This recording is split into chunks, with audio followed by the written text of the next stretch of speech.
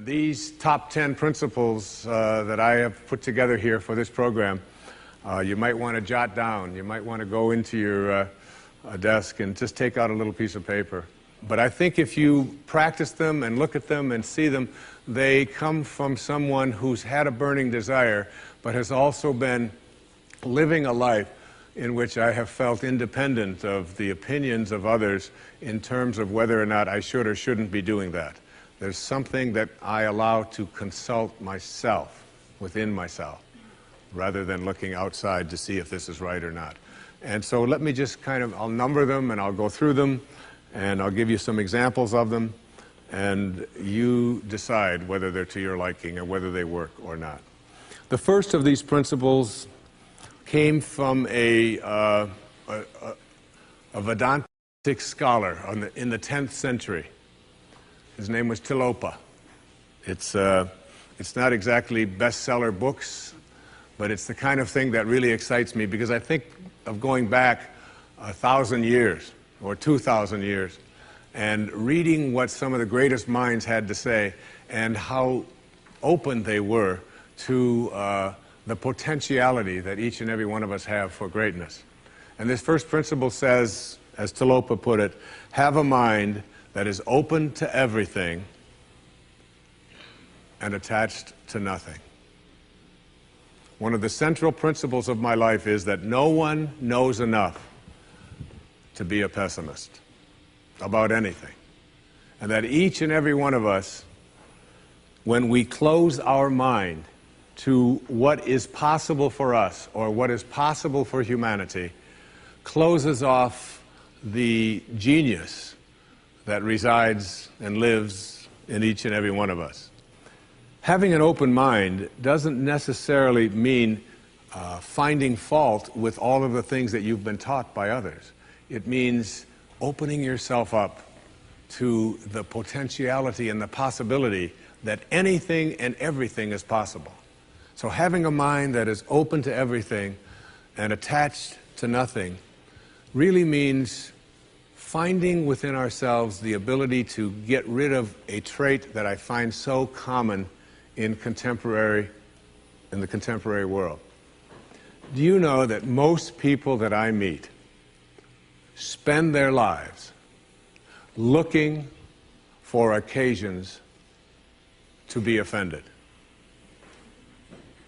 They actually are out there hoping that they can find some reason to be offended. And there's no shortage of reasons. They're out there everywhere. The way this person dressed, what this person said, they turn on their TV, they hear the news, they're offended by this, someone used language that they didn't like, someone doesn't share the same customs that you, and people all day long. In fact, if you keep track tomorrow, you will find probably 100 reasons that you can go around being offended. But a mind that is open to everything and attached to nothing is a mind that says, I'm never looking for anything to be offended by. And that whatever anybody else out there has to say, my response to that is, that's an interesting point of view. I've never considered that before. I remember being interviewed for a morning television show, and the woman that was interviewing me said, how does it feel to be talking to audiences where people have all of these strange beliefs, these weird things that they come to? And it intrigues me, because one of the things that Emerson said is, in one of his very first essays, he says, the first thing we have to say respecting what are called new views here in New England, where we are right now, is that they are not new, but the very oldest of thoughts cast into the mold of these new times. And that was in 1842. He was speaking about that. And this woman asked me the question. She said, doesn't it offend you that there's people out there and they're talking about people using crystals to heal somebody? And I remember my response. My response was that if I've got hemorrhoids and somebody out there is convincing me that crystals are going to heal them, I'm ordering crystal chairs. Why not? I mean, all you have to do is understand something called a placebo.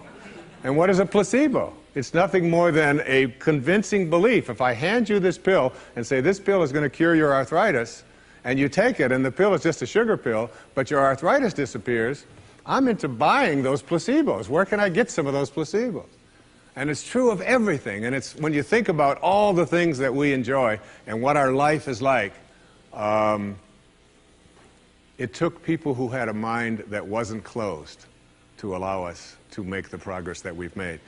Progress is impossible if you always do things the way you've always done things. But the other word in this, what Talopa said, is be attached nowhere. Be attached nowhere. Attachment really means I am deluding myself into a belief that if I can't have or if I can't do this or that thing, then somehow I am going to become immobilized. So an open mind that is detached. In my most recent book, in A Spiritual Solution to Every Problem, I have an observation. And it's an observation from Anthony DeMello, a man I respect enormously, a priest, who, in The Way to Love, puts it this way. Here's a great test for your relationships, especially the relationships that you're in with those whom you love, not your children, but your spouses and your lovers and so on. Try this test on for size. 1, I am not really attached to you at all. I am merely deluding myself into the belief that without you, I will not be happy. And 2, and here's the toughest test for non-attachment, I leave you free to be yourself, to think your thoughts, indulge your tastes, follow your inclinations, behave in ways that you decide are to your liking. How's that for a challenge? And so what most of us do in our relationships and why they are not as successful as we would like them to be is that we become attached and we tell ourselves that if this person behaves in a way that I find offensive, then I can't be happy. I make my happiness, my fulfillment dependent upon those people that I love being what I think that they should be. And detachment doesn't mean being a victim. It just simply means I know that I can make my life fulfilled and happy by having a mind that is open to everything and attached nowhere. The second principle is a very simple principle. It says you can't give away what you don't have. Now, it sounds ridiculous, okay? But it's more than what meets the ear as you hear this. You can't give away what you don't have. People who are not good at giving away love can't give away love because they don't have it to give away. If I want to give you a dozen oranges, I can't give you those dozen oranges unless I go out and pick up 12 oranges someplace. Otherwise, all it is just empty rhetoric. And the same thing is true of virtually everything in your life. You can't give away love for others if you don't have love in here to give away. If what you have in here is contempt, if what you have in here is anger, if what you have in here is fear, then these are the things you're going to be giving away in your life. And I've often thought, and I really believe very strongly that there's a law, sort of a law in the universe. I call it the law of attraction. And the law of attraction is one that works like this. You get back from the universe, from the world, what it is that you put out there in the world. And if you're putting out there into the world that I am not worthy of attracting something beautiful into my life, that the universe will respond back to you with exactly that message. And there are people who come to me and who came to me for years when I had my own counseling practice and so on, and they would say to me, I just keep attracting the same kind of people, the same kind of events, the same kind of losers into my life. Why is that? Why do I keep doing that? And I keep attracting an absence of abundance. I just can't seem to attract abundance into my life. I'm always behind the 8 ball. I'm never getting ahead. And I suggested to them, I said, did it ever occur to you that that's the very kind of message you're sending out to the world and out to the universe? That the ocean of abundance is there. And you can go to that ocean of abundance, and you can take a Mack truck, and you can fill it up 20 times a day, and take it out of there, and guess what? It doesn't impact at all the ocean of abundance. It doesn't even go down a zillionth of an inch. It's unlimited. Or you can go to the same ocean of abundance with a eyedropper, and you can just take this much out once a month and say, that's all that seems to be available for me. And the interesting thing for me is that when people go to this ocean of abundance, this unlimited world, all that I have is thine, it says in the holy books. All that I have is thine. It's all there for you. But if you believe inside that it's limited, that you can only get so much, that other people are going to get it before you do, then you'll find yourself creating that very same thing.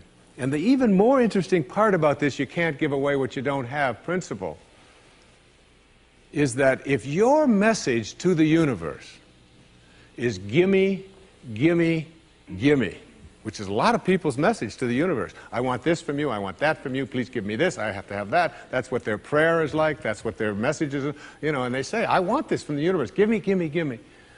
The universe's response back to that kind of a mentality is exactly the same. The universe will say right back to you over and over again, gimme, gimme, gimme. And you'll find yourself never, ever arriving, but always being in a state of striving, always feeling as if you're being neglected, never feeling as if you have enough, always feeling as if you're being shortchanged, because you're constantly under the pressure to give, to get back what the universe is demanding from you. And the interesting thing about all of this, the irony of this, is that if you shift that, and you say to the universe, to the world, how may I serve? How may I serve? The universe's response back to you is, how may I serve you? How may I serve you? And it's very intriguing. When you take your energy and your attention off of what you are demanding from the world, and instead saying, what can I give to the world? And it's really the basis behind that very famous line of the President John Kennedy's inaugural address. Ask not what your country can do, ask what you can do for your country. And the irony of that is, and I've learned that in my own life, that when I stopped thinking about what was in it for Wayne Dyer and how much could I get, and I began to shift and say, how can I help you? How can I give to you? What can I do for you? And people who write to me, I send them something. When I encounter somebody that needs help of some kind, I'm very often just giving that to them. And then I find that it just keeps coming back into my life. And once I shifted that energy off of what can I have into what can I give, it seemed to me that the universe responded back with the very same message. What can I give to you? And the most incredible and wonderful and beautiful abundance has flowed into my life in every way that I can possibly think of. You can't give away what you don't have. So take a look at an inventory of what you do have. How much do you love yourself? How much kindness do you have in you? How much peace do you have in you? How much joy do you have in you? And if you're able to give that away as many times as you can in a given day, watch and see how much more of that continues to show up and come back in your life. Okay? The third principle is one of my very favorites. It's called, there are no justified resentments. And this is a very difficult principle for many people to get, but one that I believe very strongly in. I was in a group one time of drug addicts and alcoholics. And I was one of the people that was a sponsor and leading this group. And the sign on the wall said, "There are no justified resentments in this group." And what I said to that group that night was, no matter what anybody says to you here, no matter what kind of anger comes directed towards you, no matter how much hate you may encounter showing up in your life, there are no justified resentments. Meaning that if you carry around resentment inside of you about anything or about anyone, and I'm talking about the person that you lent money to and hasn't paid you back, I'm talking about the person in your life that you feel was abusive in your life, I'm talking about the person who walked out on you and left you for somebody else, I'm talking about all of the things that you have justified in your heart and in your life that you have the right to be resentful about. And I'm suggesting to you that those resentments will always end up harming you and creating in you a sense of despair. I've often said that no one ever dies from a snake bite. The snake bite will never kill you. You cannot be unbitten. Once you're bitten, you're bitten. But it's the venom that continues to pour through your system after the bite that will end up destroying you. So now you have to take a look at all of the resentments that you may have in your life. And I'd like to suggest to you that I think there is a wonderful metaphor for this that I have created in my life for how to make this work. And I think that Regis Philbin is the one who's responsible for it, all right? My buddy Regis. There's a show called Who Wants to Be a Millionaire that has been popular all over the world. I was in South Africa, it comes on, all right? I was in Australia, and they've got their own Australian version. And in Greece, they have the Greek edition of Who Wants to Be a Millionaire. And basically, this show has two levels that you have to get to. Now, the first level is the $1,000 level. And at the $1,000 level, you basically have to answer a question like, on your hand, you have some digits. Those digits on your hand are called your feet, your nose, your ears, your fingers. And everybody who ever goes on the show has this horrible dread that they're going to go out on one of those questions, right? So basically, in order to get to the $1,000 level, all you have to do is answer 5 pretty simple questions in order to get to the $1,000 level. Now, on this program, the $1,000 level for you in this metaphor means that you will leave with something if you get this. At least get this. This is the $1,000 level. You must send blame out of your life for any conditions of your life. Blame has to go. All right? Now, blame means if you're sitting there with a disease, you say, without guilt, it's mine, I take responsibility for it. This means that if you have been through any tough circumstances in your life, this means if you have a minimal amount of financial security in your life, this means if your children don't get along with you, this means that if your neighbors are taking up a petition to get you out of the neighborhood, whatever it might be that's going on in your life, you name it, and everybody across this great country and across this world has a series of these things that you're willing to say, I am here because of the choices that I have made right now. I'm willing to say that. Even though it's difficult, and we know it's really not your fault. We know really there's a lot of people out there who are really bad, all right? But you're willing to say no blame. That's the first level, all right? That's where you understand no justified resentment. And then on the Who Wants to Be a Millionaire show, there is what is called the $32,000 level. And the $32,000 level is not only an opportunity for you to walk away with a sizable amount of goodies, which you can walk away from tonight in this program, but it also is the door opener to multi-wealth. But you got to get to this in order to have an opportunity to move into these transcendent levels, all right? Millionaire spiritual status, all right? You got to get through these next 5 questions. And this $32,000 question, or level rather, comes to this. It came to me from a quotation that I used in the writing of A Spiritual Solution to Every Problem. I read a book that was written a couple of thousand years ago by Patanjali, the Yoga Sutras, the aphorisms of Patanjali. And one of those sutras, one of those aphorisms, observations that this brilliant man made almost 2,000 years ago was this.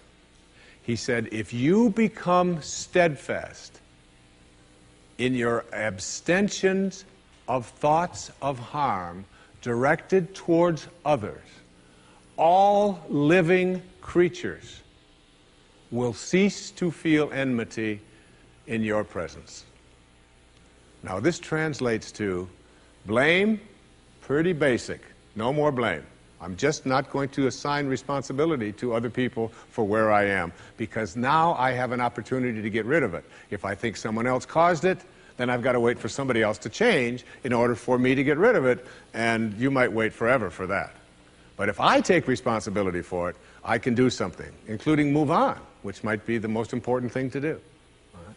But at the higher level, when there are no justified resentments, what you are doing is what St. Francis did, Francesco. What you are doing is you are at a place where you are sending love in response to hate. You are literally saying, no matter what comes my way, I am going to be steadfast in my abstention of thoughts of harm directed toward others. I'm going to work hard at, no matter what comes my way, having it come out of me what I want to come out of me, and that is love, and that is a higher energy. And if you can get to that level, Patanjali said, all living creatures will cease to feel enmity in your presence. I have a little girl, a precious little girl. I have 6 precious girls and 2 precious sons, but I have a little girl who is almost 12. And she loves animals like no one I've ever met in my life. I mean, her whole life revolves around animals. And when we walk in the woods, butterflies avoid me, fly away from people around, and they come and they land right on her arm, and it happens all the time.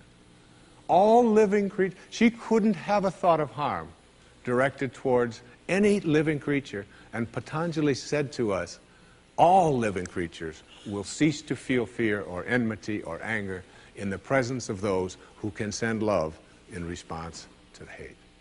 That's what I mean when I say there are no justified resentments. What I'd like to do, I'd like to share a little story here with you. It's a very tender story. It was sent to me by someone who sends me beautiful things in the mail. And I call it the Teddy story. And I'd like to read this to you, if I can do it without tearing up. And this story illustrates this as well as anything I've ever seen. There's a story many years ago of an elementary school teacher. Her name was Mrs. Thompson. As she stood in front of her 5th grade class on the very first day of school, she told the children a lie. Like most teachers, she looked at her students and said that she loved them all the same. But that was impossible, because there in the front row, slumped in his seat, was a little boy named Teddy Stoddard. Mrs. Thompson had watched Teddy the year before and noticed that he didn't play well with the other children, that his clothes were messy, and that he constantly needed a bath. Teddy could be unpleasant. It got to the point where Mrs. Thompson would actually take delight in marking his papers with a broad red pen and making bold X's and then putting a big F at the top of his papers. At the school where Mrs. Thompson taught, she was required to review each child's past records, and she put Teddy's off until last. However, when she reviewed his file, she was in for a surprise. Teddy's first grade teacher wrote, "Teddy is a bright child with a ready laugh. He does his work neatly and he has good manners. He's a joy to be around." His second grade teacher wrote, "Teddy's an excellent student, well liked by his classmates, but he's troubled because his mother has a terminal illness and life at home must be a struggle." His third grade teacher wrote, "His mother's death has been hard on him. He tries to do his best, but his father doesn't show much interest, and his home life will soon affect him if steps aren't taken." Teddy's fourth grade teacher wrote, "Teddy's withdrawn and doesn't show up much interest in school. He doesn't have many friends, and sometimes he even sleeps in class." By now, Mrs. Thompson realized the problem, and she was ashamed of herself. She felt even worse when her students brought her Christmas presents wrapped in beautiful ribbons and bright paper, except for Teddy's. His present was clumsily wrapped in heavy brown paper that he got from the grocery bag. Mrs. Thompson took pains to open it in the middle of the other presents. Some of the children started to laugh when she found a rhinestone bracelet with some of the stones missing and a bottle that was 1/4 full of perfume. But she stifled her children's laughter when she exclaimed how pretty the bracelet was, putting it on and dabbing some of the perfume on her wrist. Teddy Stoddard stayed after school that day just long enough to say, "Mrs. Thompson, today you smell just like my mom used to." After the children left, she cried for at least an hour. On the very day, she quit teaching reading, writing, and arithmetic, and instead, she began to teach children. Mrs. Thompson paid particular attention to Teddy. As she worked with him and his mind seemed to come alive, the more she encouraged him, the faster he responded. By the end of the year, Teddy had become one of the smartest children in the class, and despite her lie, became one of her teacher's pets. A year later, she found a note under the door from Teddy telling her that she was still the best teacher he ever had in his whole life. 6 years went by before she got another note from Teddy. He then wrote that he had finished high school third in his class, and she was still the best teacher he ever had in his whole life. 4 years after that, she got another letter saying that while things had been tough at times, he stayed in school and stuck with it, and would soon graduate from college with the highest of honors. He assured Mrs. Thompson that she was still the very best and favorite teacher he ever had in his whole life. Then 4 more years passed, and yet another letter came. This time he explained that after he got his bachelor's degree, he decided to go a little further. The letter explained that she was still the best and favorite teacher he ever had, but now his name was a little longer. The letter was signed Theodore F. Stoddard, M.D. But the story doesn't end there. You see, there was yet another letter that spring. Teddy said he'd met this girl and was going to be married. He explained that his father had died a couple of years ago, and he was wondering if Mrs. Thompson might agree to sit in the place at the wedding that was usually reserved for the mother of the groom. Of course, Mrs. Thompson did, and guess what? She wore that bracelet, the one with the several rhinestones missing, and she made sure she was wearing the perfume that Teddy remembered his mother wearing on their last Christmas together. They hugged each other, and Dr. Stoddard whispered in Mrs. Thompson's ear, "Thank you so much for making me feel important and showing me that I could make a difference." Mrs. Thompson came with tears in her eyes and whispered back, "Teddy, you have it all wrong. You were the one who taught me that I could make a difference. I didn't know how to teach until I met you." Isn't that a beautiful story? Yeah.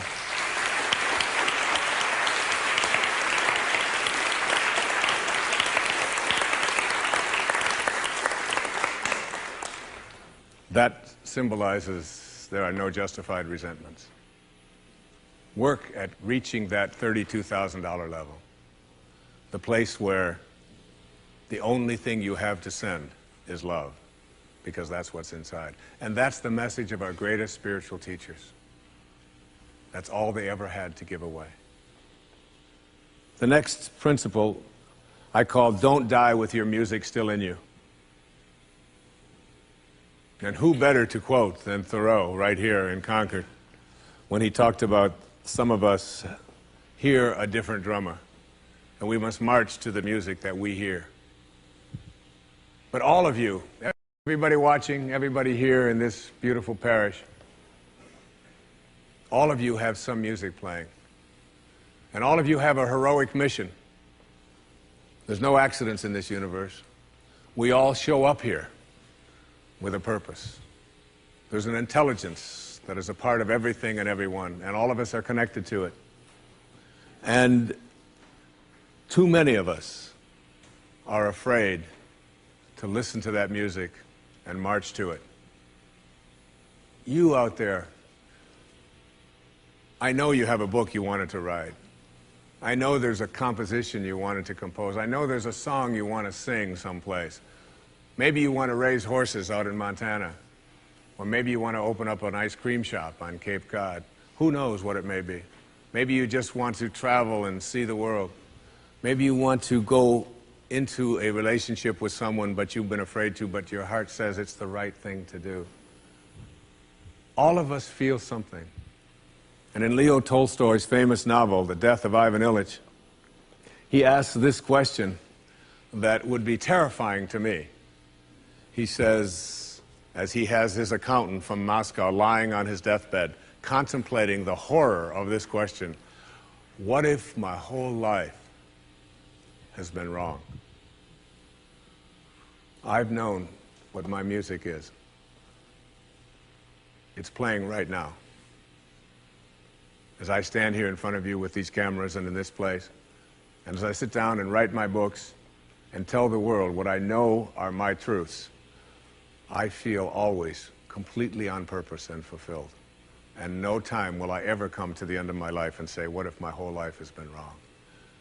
Whoever you are, whatever that music is, however distant it may sound, however strange, however weird others may interpret it to be, don't get to the end of your life and know that you're going to leave and not have it played yet.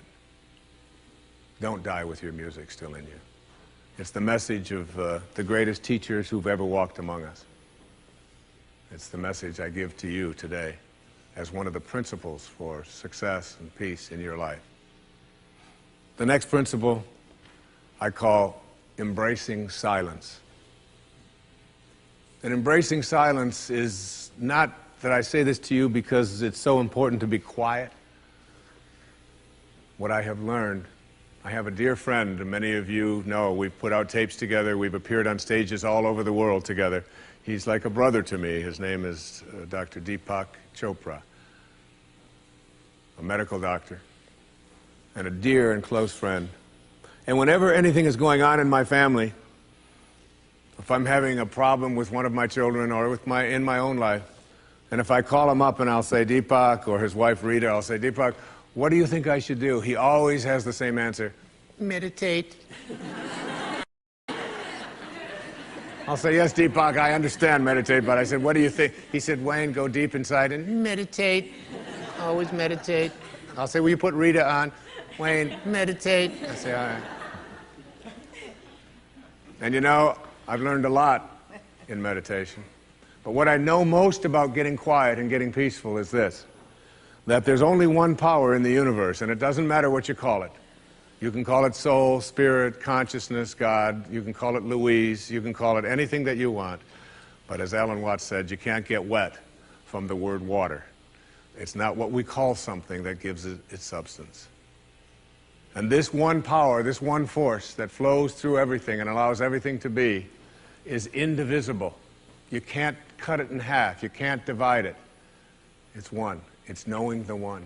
And everything in your life is almost always given a division. Male, female, young, old, tall, short, black, white, good, bad, up, down. These are all dichotomies. These are all these splits that we all have in our lives. The whole physical world that we live in and are immersed in, it's always immersed in this division. I used to teach a course at St. John's University in New York, and I used to tell my students, when I was trying to teach this principle, anybody who can come to class and bring with them a magnet that only has a North Pole, I'll give you an A in the course. You don't ever have to attend another class. And no matter how thin they would slice that magnet, There was always the South Pole, because the physical world is made up of dichotomies. But we have to learn to fuse the dichotomies. And in fusing the dichotomies and blending the one, that's what silence does for us. That's why embracing silence is so powerful. Because no matter how many times you cut silence in half, it's like zero. You still only get silence. In Zen, they say it's the space between the bars that holds the tiger. And it's the silence between the notes that makes the music. These words that are coming out of my mouth right now come out of the silence. And finding that silence and embracing it means that you go to the place within you that you cannot divide. Just like you can't divide the source, the one, the spirit. You can't divide that either. It's only one. So when you go into your silence and you begin to practice meditation and you begin to make this a part of your life and embrace silence, what you discover is this is where you'll come to know your source. You'll make conscious contact with your source. I can't tell you how many people that have come to me who have suffered from serious illnesses, who've been given diagnoses that it's terminal and that you can't do it, who have gone out to the wilderness and have decided that I am going to commune with nature. And the transcendentalists, Thoreau and Emerson, they believed that nature was our source and that we were all products of nature. And if you can get back to your source, if you can get back to that feeling of being with spirit, that's where healing can take place. And I've had wonderful stories of people who've told me that it was when I began to embrace that silence that I began to feel more connected to my source. Embrace silence because it's a way to come to know God, to know your source. Both are indivisible. And the only experience you can have in your daily life that even comes close to a spiritual awakening is silence. The next principle I call giving up your personal history. And I learned it from a man named Carlos Castaneda, who once said that one day, he said, I finally realized that I no longer needed a personal history. And just like drinking, he said, I gave it up. And that, and only that, has made all the difference in the world. You know the nice thing about giving up your personal history? Is that if you don't have a story, you don't have to live up to it. All of us have these bags of manure that we carry around with us, called our past. And the people who have done things to us, and the events and the circumstances, all of this stuff that we use and we bond to. And we bond ourselves to these wounds of our past, and we identify ourselves on the basis of these wounds. And every once in a while we set it down and we reach in there and we smear it all over ourselves. And then we wonder, why does my life smell so bad? I don't understand this. When in fact, the now, this moment, merging yourself into the now, means that you may have been in a relationship. I had a woman from Holland who came over to see me, whose husband had left her after 25 years. She had 4 children, and she just had been on the verge of suicide. And she was losing weight, and she was depressed, and she was taking all kinds of drugs for it, and she was getting sicker and sicker because she just couldn't get over it. And she came to a book signing that I was doing at a bookstore down in Florida. And she said, you've got to say something to me. You've got to say something to me that will help me to get over this. And I told her this line. I said, give up your personal history. Merge yourself here, now, into this moment. And those 25 years are something, if you want to understand how to do it, think of your past as, oh, this hat. And this is your past. Now, you can't just set this thing down over here and walk away from it and give up your personal history, because you'll always have it there to look back at. What you do is you pick up your past and you embrace it You understand it, you accept it, as I had to go through these things that I had to go through in order for me to get to this place today, and the evidence for that is that I did. You don't need any more evidence. You did. And then you toss it. You toss it. You embrace it, and you toss it. And you merge into the now by giving up your attachment. And some of you have heard me use the metaphor of the wake. Alan Watts talked about the wake is not what drives the boat. The wake is just a trail that is left behind. That's all it is. And so is the wake of your life. And the wake doesn't make the boat go, and neither does the wake of your life, the reason why your life is going in the direction that it is. The wake is a trail that is left behind, and it's an illusion to believe that it is the cause of your suffering or your struggles or your difficulty. Give it up. Let it go. Embrace it, understand it, get help doing that if you must, and then move into the now. The next principle I call, it's from a line of Albert Einstein. He said, you can't solve a problem with the same mind that created it. In order to work at solving these things called problems in your life, you have to change your mind. It is your mind where they live. It is your mind that created them. There is where you experience them. They're all illusions. You must change your mind. Literally rewrite your agreement with reality. One of the things I had said earlier is that one of the most difficult things to do in the world is to admit that you were wrong. Admitting that you were wrong is nothing more than saying, I have been making choices with my mind that have created things in my life that are not working. And I no longer intend to continue making those choices. I was wrong. You don't have to make a declaration of it. You don't have to go out and feel guilty about it. You just simply say, it didn't work. The relationship that I was in before, I behaved in these ways. I didn't realize that it wasn't working for me. Now I do, and this is where I choose to be now. The secret of a successful relationship is, to me, understanding that you put your attention and your energy in a person on what you love rather than what you don't love. Robert Frost said it so beautifully. We love the things we love for what they are. For what they are. Not for what they ought to be, not for what they used to be, but for what they are. So when you look into the eyes of a person you're in a relationship with, whether it's your children, you catch them doing things right as much as you possibly can. That's oftentimes takes a lot of hunting, but you'll find it.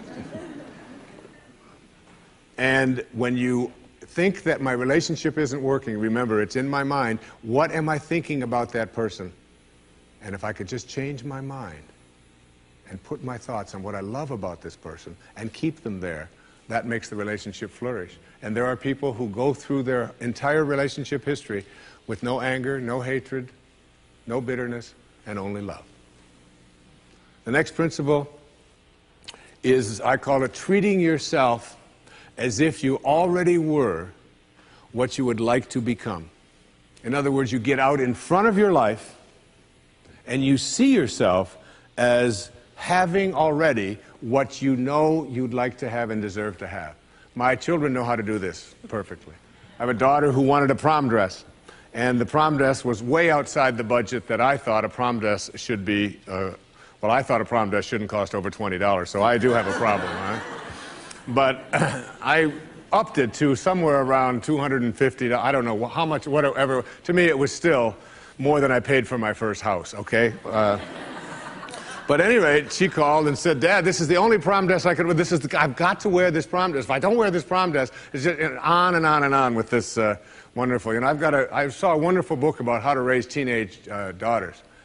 The title of it is Get Out of My Life, but first drive me and Cheryl to the mall, all right? That's the actual title. It's a good book.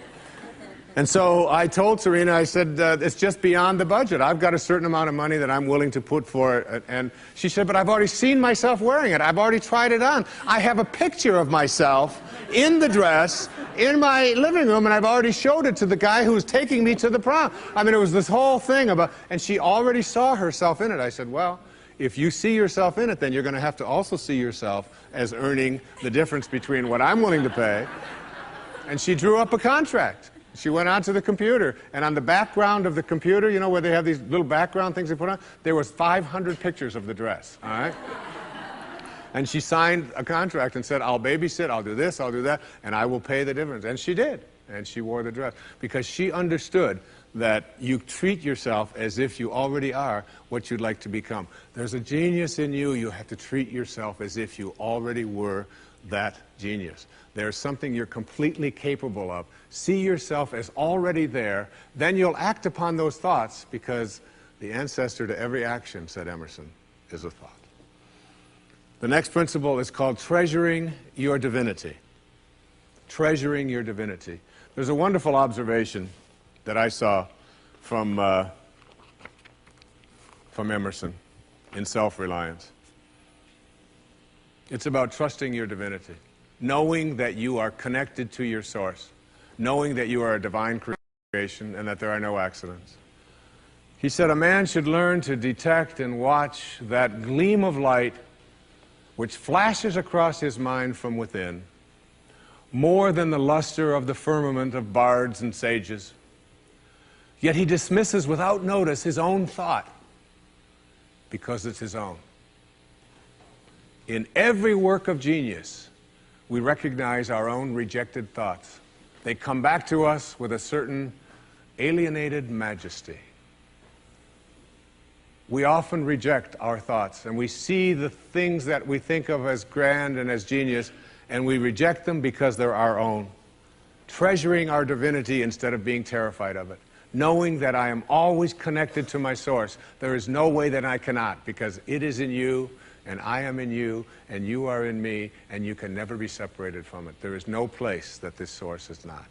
It grows everybody's fingernails. It beats everybody's hearts. It digests everybody's foods. It opens all the flowers, and you're always connected to it. And finally, the last principle I call wisdom is avoiding all thoughts which weaken you. You know, every thought has an energy, just like everything else in the universe. And if you have a thought of shame, it will weaken your muscles. And what is your heart but a muscle? If you raise a child who believe in shame and feel ashamed of themselves, every time they think that shameful thought, they will be weakened. And if you have a thought of fear, and if you have a thought of stress, and you have a thought of anguish and anxiety, all of these thoughts and many more are the thoughts that will always weaken you. When you are having a thought that you know is disempowering you, shift it. Shift it to one that is empowering rather than disempowering. And the thoughts that empower are thoughts of neutrality and willingness and love, and ultimately thoughts of divinity. And when you see a troubled person who is out there struggling at the highest level of unity consciousness or God consciousness or spiritual consciousness, you recognize yourself in all that you see. There, but for the grace of God, go I. And I am connected to that person. Changing your thoughts. I appeared on the Tonight Show many years ago, several times, quite a few times. And I remember coming home from the Tonight Show, and I was walking along the beach, and they had taped the show the night before, and I was out for a walk, and a woman who lived in the Northeast stopped me, and she said, "Didn't I see you last night on the, how could you be here?" I said, "Well, I flew the red eye, and I was walking along." And she said, "You know, we're moving down here." She said, "What are the people like here? What's it like?" And I said to her, I said, "Well, what are they like where you live?" She said, "Well," she said, I live in a very big city." And she said, "They're very pushy. And people are not very kind. And they don't have time for you." And she said, "It's really not very pleasant." She said, "That's one of the reasons I'm leaving there." I said, well, that's pretty much what you're going to find here. That's basically what the people are like here. On the way back on the same day, someone else who had seen me the night before on The Tonight Show, who had lived in the Midwest, stopped me and asked me almost the same question. She said, you live here? I said, yes. She said, well, my husband and I are moving here and we're looking for a school. She said, what are the people like here? What's it like here?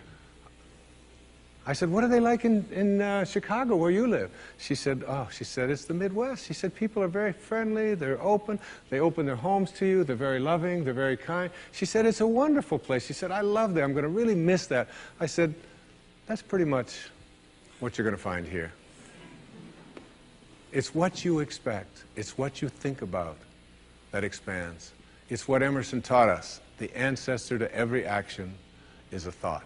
Change your thoughts, and you change your world. Change your expectations, and you change around what you begin to manifest and see showing up in your life.